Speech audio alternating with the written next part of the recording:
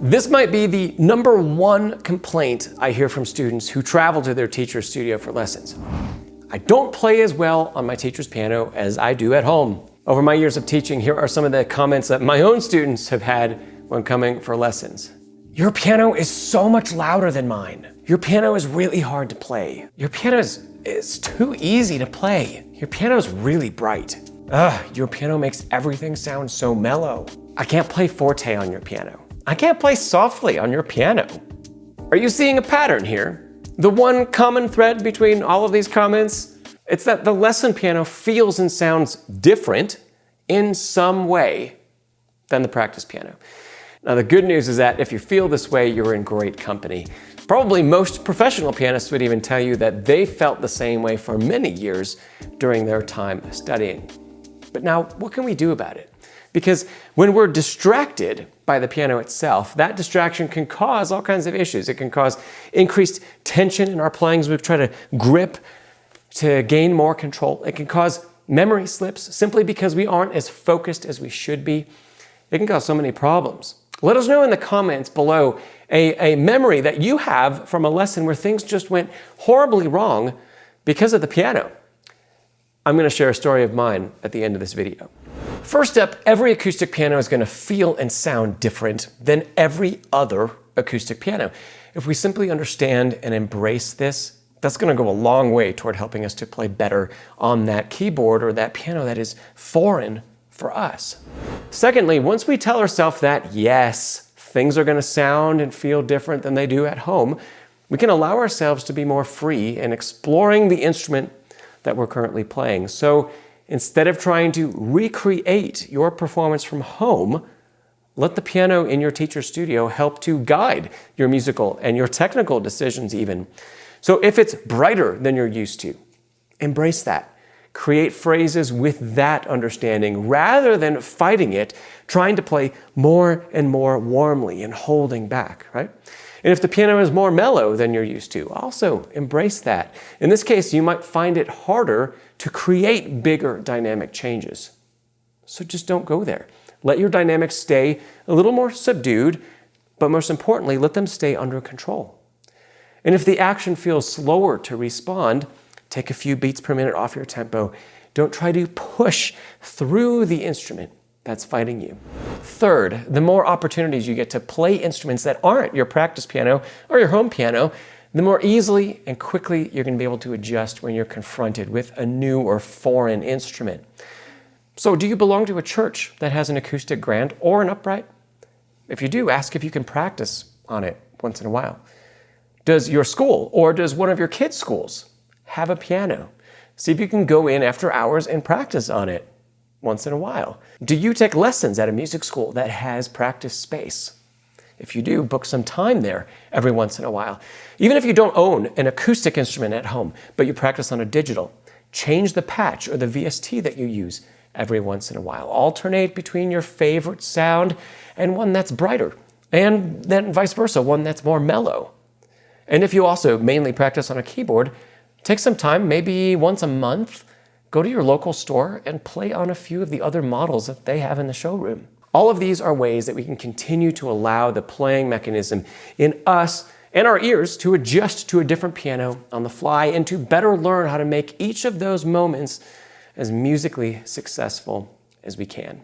Real quick tangent here. When I was in college, one of my jobs was teaching at a local music studio, and the main piano room, in that main room, we had this incredibly bright Yamaha C6. Sometimes I'd have a few moments to practice my own rep on it between teaching, and my point here is that acoustic pianos have to obey physics.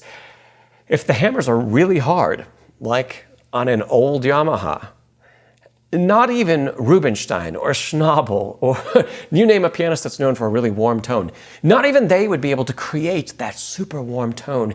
And even they would probably have difficulty creating really smooth legato lines on a piano like that. No matter who sits on the bench, they will always inherently be limited by the piano. But with great experience also comes a great ability to mold music into what works on that particular piano and in that particular moment. And that's something that we can all learn from. And that's something that Rubinstein and Schnabel would be so great at, better than most of us, right?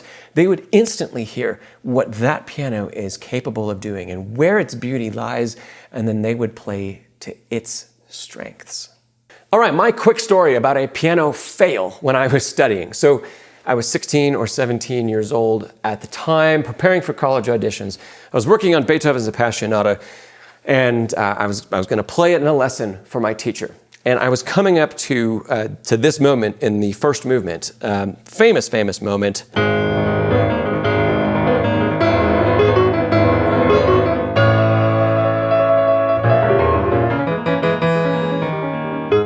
Right? And there were a lot of things that I didn't realize at this point in my life. And what ended up coming out of the piano, I'm going to give you a little demonstration of what ended up happening, and then I'm going to tell you why it happened, because that's the most hilarious part. Here's what ended up happening.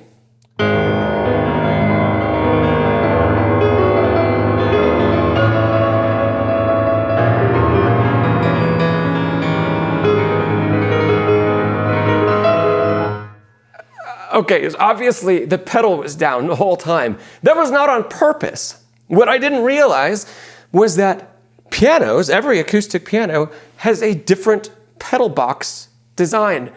And the piano that I was having my lesson on, there was this lip around the top of the pedal box, and I was wearing kind of longer shoes, and guess what? I tried to lift my foot up to change pedal, and it got stuck. My toes got stuck on this lip around the pedal box. And so I'm sitting here and I'm playing through all this, and it's of course really loud. And I know that I should be lifting off the pedal. I've been working on the piece for a year. I know not to do that. And I'm thinking, what in the world is going on? I can't lift my foot up. It's literally stuck. It is stuck. And I'm just like trying to keep going because I don't want to stop. That would be horrible. You never stop when you're in the middle of playing something. And eventually I was in the second iteration of this, and I realized I had to pull my foot out, my right foot. I had to pull it back and kind of reset it and get my shoe unstuck from that lip around the pedal box. Crazy thing that happened. I'm super glad it didn't happen in a performance. That would be incredibly stressful, right? But the point is, there are all kinds of things that we don't even know sometimes that we can prepare for or have to prepare for. Every time that we have an opportunity to play an instrument that's not what we're used to, it can be a fantastic learning experience. So what did I learn from that moment? I mean, I finished playing, my teacher kind of laughed and we joked about it a little bit, but I learned that one, every piano design is different, and it's important to know that if you're studying to take auditions on 10 different instruments in the coming couple months. That's an important thing. And secondly, what I learned was always have 2 pairs of shoes with me. So even to this day, when I go and I play in a concert hall somewhere, I don't know what piano I'm going to get. I don't know what the pedal box design is like. I don't know if my shoes are going to have a tendency to get stuck. So I bring 2 pairs. I bring 2 pairs that I know I can play on different models of pianos. Crazy thing that you would never think of, right? But one of those horrible, absolute fail experiences where we know we can do better, right? I hear that all the time. I do so much better at home. I've had that experience. There was one story of mine, and so much that we can still learn from that. I'm Szczepanek, and you've been watching Pianist Academy. So as you're practicing, is it okay to make mistakes or not? I have the perfect video for you right over here to check out next. Practice smarter, not harder, and I'll see you next time.